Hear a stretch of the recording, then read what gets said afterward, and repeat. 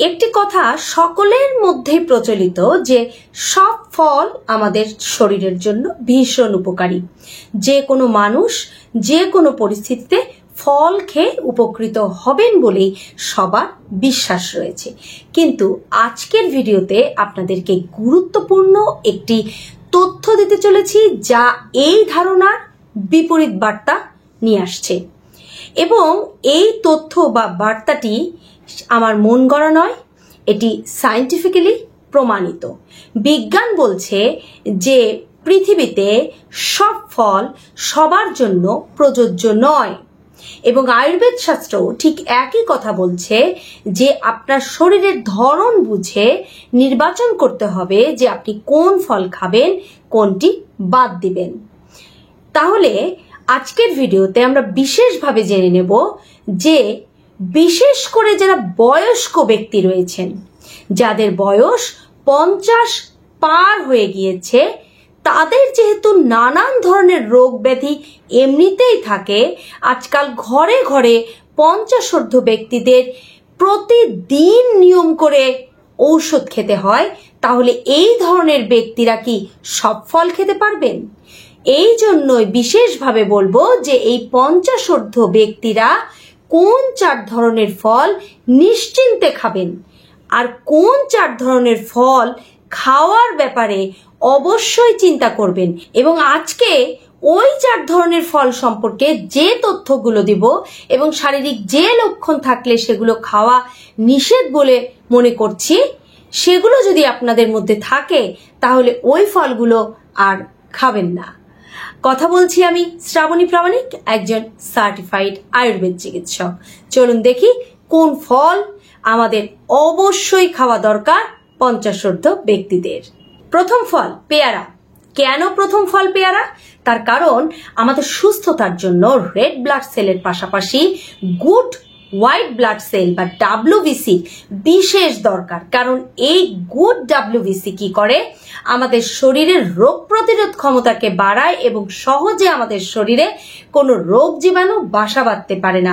এই WBCর পরিমাণ খুব প্রাকৃতিকভাবে বাড়িয়ে দেয় পেয়ারা। পেয়ারাতে প্রচুর পরিমাণে রয়েছে ভিটামিন সি। এই ভিটামিন সি আমাদের শরীরে অ্যান্টিঅক্সিডেন্ট হিসেবে কাজ করে, আর এই অ্যান্টিঅক্সিডেন্ট আমাদের দেহের প্রত্যেকটি সেল বা কোষকে অক্সিডেটিভ ড্যামেজ থেকে বাঁচায়। ফলে আমাদের শরীরে যে ধরনের সাধারণ রোগগুলো হয় সেগুলো কখনো হবে না, এমনকি ক্যান্সার সেল গ্রো হওয়ারও কোনো সম্ভাবনা থাকে না।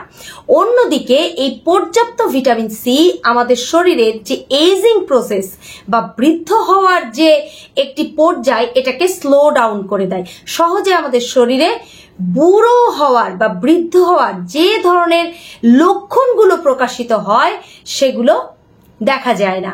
অন্যদিকে পেয়ারার মধ্যে রয়েছে প্রচুর পরিমাণে ফাইবার। এই ফাইবার কি করে? আমাদের শরীরের গ্লুকোজের যে শোষণ সেটা কমিয়ে দেয়, কাজে সুগার বা ডায়াবেটিস থাকে নিয়ন্ত্রণে। অন্যদিকে এটা কোলেস্টেরলের শোষণকে কমিয়ে দেয়, ফলে আমাদের শরীরে বা রক্তের মধ্যে কোলেস্টেরল জমে যায় না। আবার এই পেয়ারার গ্লাইসেমিক ইন্ডেক্স অত্যন্ত কম, মাত্র 12 থেকে 24। কাজেই এটা ডায়াবেটিসের রোগীদের জন্য অত্যন্ত উপকারী, এবং যেহেতু কোলেস্টেরল শোষণ করে না তাই হার্টের জন্য উপকারী। অন্যদিকে বয়স একটু বাড়লেই কনস্টিপেশন, গ্যাস, বদহজমের সমস্যা লেগেই থাকে। যারা নিয়ম করে নির্দিষ্ট সময়ে পেয়ারা খাবেন তাদের কিন্তু কনস্টিপেশন সহ গ্যাস, অ্যাসিডিটি এবং খাবার হজম না হওয়ার যে সমস্যা সেটাও থাকবে না। কখন পেয়ারা খাওয়া সব থেকে উপকারী? পেয়ারা খাওয়ার সব থেকে ভালো সময় সকালবেলা। আপনি সকালবেলায় ব্রেকফাস্টের 1 ঘন্টা আগে বা 1 ঘন্টা পরে একটি পেয়ারা খুব ভালো করে চিবিয়ে খাবেন, একদমই তাড়াহুড়ো করবেন না। তাহলে এটা ডাইজেশন যেমন ভালো হবে, তেমনি এর সমস্ত গুণাগুণ, পুষ্টিগুণ আপনার শরীরে শোষণ হবে। দ্বিতীয় গুরুত্বপূর্ণ ফলটি হলো ডালিম বা বেদানা। একজন 50 পার হওয়া ব্যক্তি, 50 পরবর্তী যে কোনো বয়সের ব্যক্তি নিয়ম করে ডালিম বা বেদানা খাওয়া উচিত। কেন খাওয়া উচিত? তার সায়েন্টিফিক ব্যাখ্যা দিচ্ছি। শুনুন, অনেকেরই ধারণা রয়েছে যে ডালিম বা বেদানা শুধু হয়তো যাদের শরীরে রক্ত কম তাদেরই দরকার। ব্যাপারটা কিন্তু একদমই এমন নয়, কারণ এই ডালিমের মধ্যে রয়েছে গুরুত্বপূর্ণ 3টি অ্যান্টিঅক্সিডেন্ট: অ্যান্থোসায়ানিন, ট্যানিন এবং অ্যালিজিক অ্যাসিড। এই গুরুত্বপূর্ণ 3টি অ্যান্টিঅক্সিডেন্ট আমাদের শরীরের প্রত্যেকটি পার্টকে, প্রত্যেকটি অর্গানকে অক্সিডেটিভ ড্যামেজ থেকে বাঁচায়।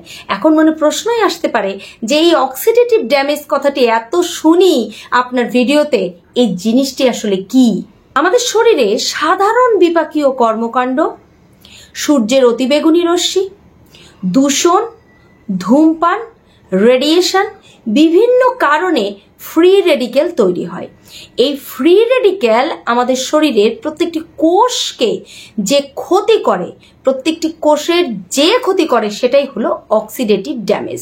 এবার এই অক্সিডেটিভ ড্যামেজ দুইভাবে ক্ষতি করে। একটা হলো আমাদের শরীরের প্রত্যেকটি কোষের ক্ষতি করে আলাদা আলাদাভাবে, এবং প্রত্যেকটি অর্গ্যানের ক্ষতি করে। যখন কোষের ক্ষতি করে তখন ডিএনএ ক্ষতিগ্রস্ত হয়, প্রোটিন এবং লিপিডকে ক্ষতিগ্রস্ত করে, ফলে আমাদের শরীরের কোষের যে স্বাভাবিক কার্যকারিতা সেটা নষ্ট হতে থাকে।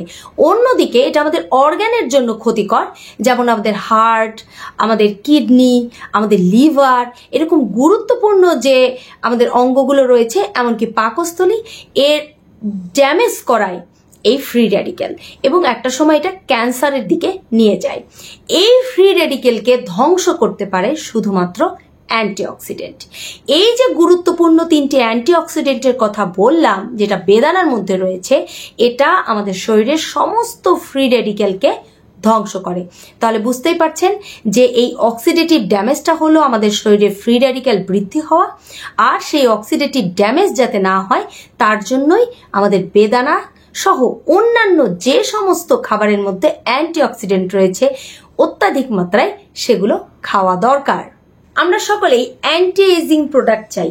এই বেদানা কিন্তু আপনার শরীরে অ্যান্টি এজিং প্রোডাক্ট হিসেবে কাজ করবে। নট অনলি আমাদের স্কিনের ফ্যাক্ট, এটা কিন্তু আমাদের শরীরের যে বয়সজনিত যে লক্ষণ, যেমন শরীরে ব্যথা, হৃদরোগ, ডায়াবেটিস, কনস্টিপেশন, এই সমস্ত রোগ থেকে আপনাকে দূরে রাখবে।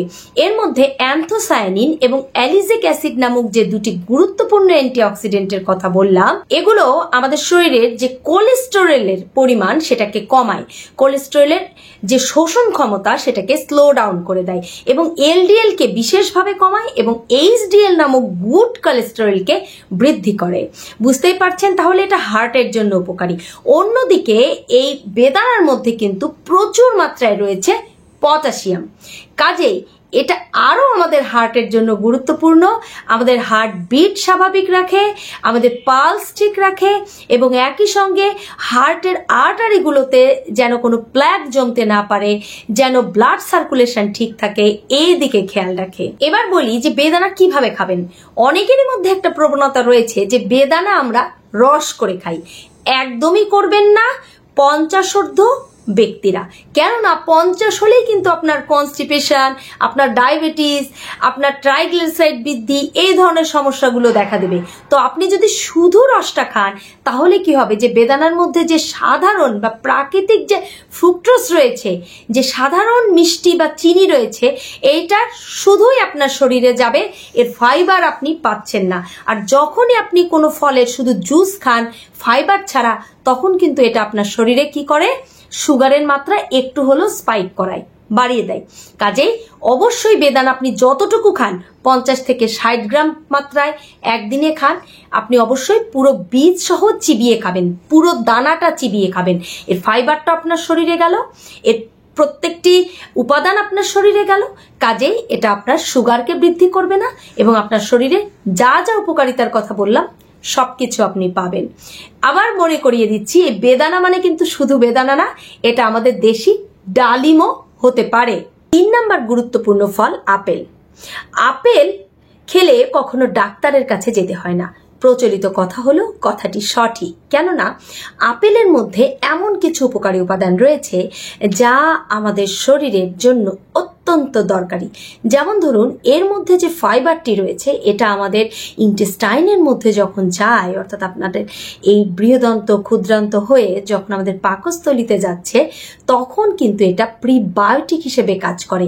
আর আমাদের হজম ক্ষমতা বৃদ্ধির জন্য, আমাদের হজমের যে প্রসেস এইটাকে ঠিক রাখার জন্য এই প্রিবায়োটিক কি করে, আমাদের এই পাকস্থলী আর ইন্টেস্টাইনের যে সমস্ত গুড ব্যাকটেরিয়া রয়েছে, গুড ব্যাকটেরিয়ার পরিমাণ বাড়ায় এবং গুড ব্যাকটেরিয়া যাতে আপনার ইন্টেস্টাইনের মধ্যে বংশ বিস্তার করতে পারে সেই দিকে খেয়াল রাখে। কাজে আপেল খেলে আপনার হজম সংক্রান্ত যত সমস্যা আছে, হজম হয় না, পায়খানা ক্লিয়ার হয় না, গ্যাস হয়, বদহজম হয়, সমস্ত সমস্যা চলে যাবে। অন্যদিকে এটার গ্লাইসেমিক ইন্ডেক্স অত্যন্ত কম, মাত্র 36। আপেল কি করে, আপনার ডায়াবেটিসকে নিয়ন্ত্রণ করে। আপেলের মধ্যে এমন উপাদান রয়েছে যা আপনার কোলেস্টেরলের শোষণ ক্ষমতা শরীরে কমিয়ে দেয়, আবার গুড কোলেস্টেরল বৃদ্ধি করে। আপেলের মধ্যে আয়রন রয়েছে, আপেলের মধ্যে ভিটামিন সি রয়েছে, আপেলের মধ্যে ক্যালসিয়াম রয়েছে। আপেলের মধ্যে কি নেই? আপেলের মধ্যে পটাশিয়ামও রয়েছে। কাজেই আপনি প্রতিদিনের খাদ্য তালিকায় আপেল রাখতে পারেন। তবে একটি কথা আপনাদের বলি যে আপেলও কিন্তু সকালবেলা খাওয়াই সব থেকে উপকারী, এবং আপেল খাওয়ার জন্য আয়ুর্বেদ বলছে যে কখনোই সন্ধ্যার পরে আপেল খাওয়া উচিত নয়। তাই আপেল আপনি যখনই খান এই সন্ধ্যার আগে খাবেন, এবং কখনোই আপনার মূল খাবারের সঙ্গে খাবেন না, দুধ বা অন্যান্য জিনিসের সঙ্গে খাবেন না, যেমন দইয়ের সঙ্গে তো একদমই খাবেন না। তাহলে আপনি কখন খাবেন? এই আপেল থেকে শুরু করে যে ফলগুলো নিয়ে এতক্ষণ বললাম, এটা হলো আপনি যে কোনো খাবারের 1 ঘন্টা আগে বা পরে খাবেন। এবং দই প্রসঙ্গে যে কথাটি বললাম, 4 নাম্বার ফলের কথা বলে তারপরে সেই প্রসঙ্গে আসছি। খেয়াল রাখবেন যে 4 নম্বর ফলটি হলো নাশপাতি। আপেলের যে যে উপকারিতাগুলো রয়েছে, ঠিক নাশপাতির মধ্যেও সেই উপকারিতাগুলো রয়েছে, এবং উল্লেখযোগ্য যে নাশপাতির গ্লাইসেমিক ইন্ডেক্স আরেকটু কম, মাত্র 30। তাহলে বুঝতেই পারছেন যে নাশপাতিও আপনি আপেলের মতোই গুরুত্ব দিয়ে খেতে পারেন। এখন দই প্রসঙ্গে যেটা বলছিলাম, যে আয়ুর্বেদ শাস্ত্রে উল্লেখ্য যে ফ্রেশ ফল বা তাজা ফল কখনো দই বা দুধের সঙ্গে মিলিয়ে খাওয়া উচিত নয়, যেটা এখনকার কিনা ট্রেন্ড হয়ে গেছে। এর জন্য কি হতে পারে, আপনার শরীরে নানান ধরনের রোগ তৈরি হতে পারে, যেমন আপনার অ্যালার্জিক ইনফ্লামেশন, আপনার শরীরে যে কোনো ধরনের মেলানিন জনিত রোগ, যেমন আপনার কোথাও সাদা সাদা দাগ, সেতি, ছুলি বা এই ধরনের সমস্যা, আপনার হজমের ব্যাপক সমস্যা হওয়া, এবং আপনার শরীরে যে কফের যে প্রবণতা বেড়ে গেলে যে ধরনের রোগগুলো হয়, যেমন আলস্য লাগা, ঘুম লাগা, কাজে এনার্জি না পাওয়া, এই সমস্যাগুলো হবে। কেন হবে? কারণ ফ্রেশ ফলের মধ্যে থাকে প্রচুর পরিমাণে জুস, জলীয় অংশ, এবং দুধ বা এই দইও কিন্তু শীতবীর্য খাবার আয়ুর্বেদের ভাষা, এবং এটা কফ বৃদ্ধি করে। এবং তাজা ফলের যে রস, সেটাও ঠিক একই কাজই করে। কাজেই এই একই গোত্রীয় জিনিস কখনো একসঙ্গে খেতে নেই, এতে আমাদের হজম ক্ষমতা একদম স্লো ডাউন হয়ে যায়।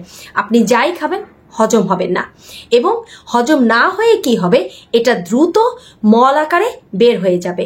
কিন্তু হজম না হয়ে যেহেতু মল আকারে বের হয়ে গেল, তাই এর যে খাদ্য রস, যে ডাইজেস্ট হওয়ার পর যে জুস, এটা আপনার লিভারে গেল না, কাজে এই ফল আপনার শরীরে কোনো কাজেই লাগলো না। এই জন্যই বলা হয়েছে যে আপনি ড্রাই ফ্রুটস দিয়ে দুধ বা দই খেতে পারবেন, ফ্রেশ ফ্রুটস দিয়ে নয়।